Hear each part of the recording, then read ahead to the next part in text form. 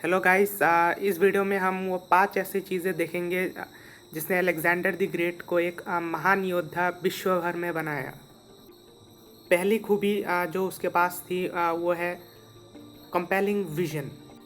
वो विजन जिसकी मदद से उसने 1/3 विश्व भर में कब्जा कर लिया था। अलेक्जेंडर ग्रेट के पास एक ऐसी आर्मी थी जो उसकी हर बातें मानता था और उसके हर एक स्टेप में उसका साथ देता था।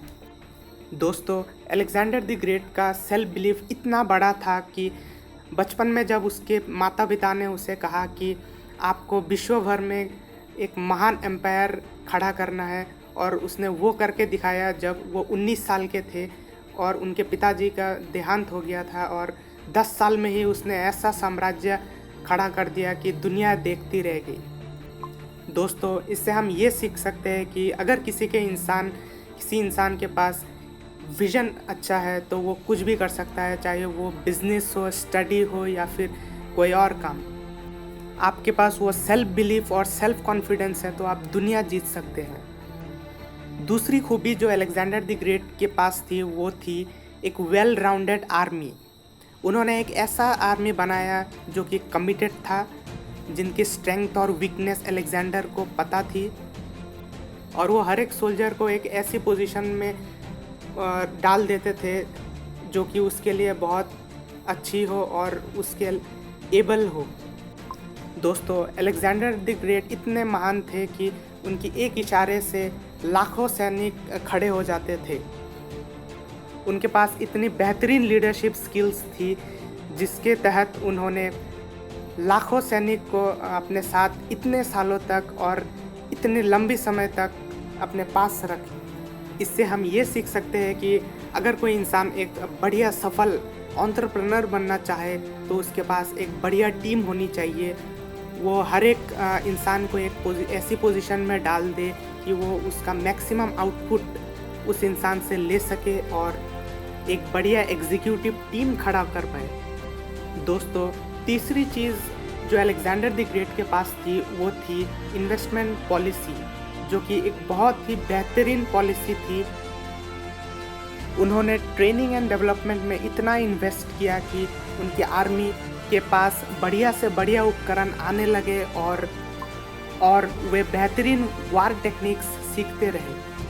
हालांकि उस समय इतनी टेक्नोलॉजी उनके पास थी नहीं, अच्छी टेक्नोलॉजीज, लेकिन फिर भी उन्होंने एक बेहतरीन टेक्नोलॉजी पाने में अपना इन्वेस्टमेंट पॉलिसी को आगे बढ़ाते रहे। यहाँ से हम ये सीख सकते हैं कि अगर हम अपने लाइफ में अच्छे इन्वेस्टमेंट करें, जैसे एजुकेशन में इन्वेस्ट करें, अच्छी तरीके से इन्वेस्ट करें, तो हम आगे जाके एक बढ़िया सफल इंसान बन सकते हैं, या एक एंटरप्रेन्योर एक बढ़िया बिजनेस खड़ा कर सकता है।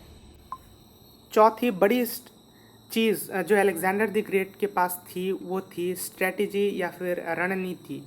अलेक्जेंडर द ग्रेट के पास एक एफिशिएंट और इनोवेटिव रणनीति थी जिसके तहत उन्होंने कई वार्स या फिर बैटल्स जीते।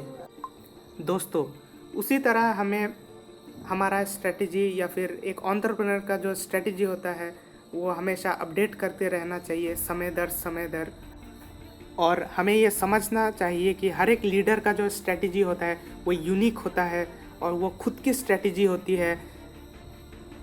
चाहे वो स्ट्रेटजी एक बड़े से बड़े कॉम्पिटिटिव एग्ज़ाम क्रैक करने की क्यों ना हो, आपका जो फोकस होना चाहिए वो फोकस हमेशा प्रोसेस में होना चाहिए, ना कि उसके रिजल्ट या फिर आउटकम से।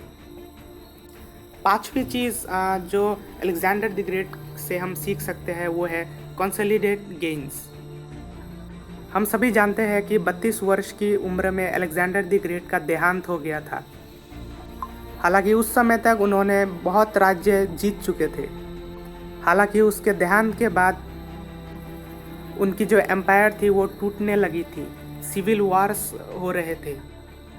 इससे ये साबित होता है कि वो इतनी अच्छी तरीके से उनके राज्य को मैनेज नहीं कर पाए थे, उनको ऑर्गेनाइज नहीं रख पाए थे, जो कि उनकी एक बहुत बड़ी नाकामी थी।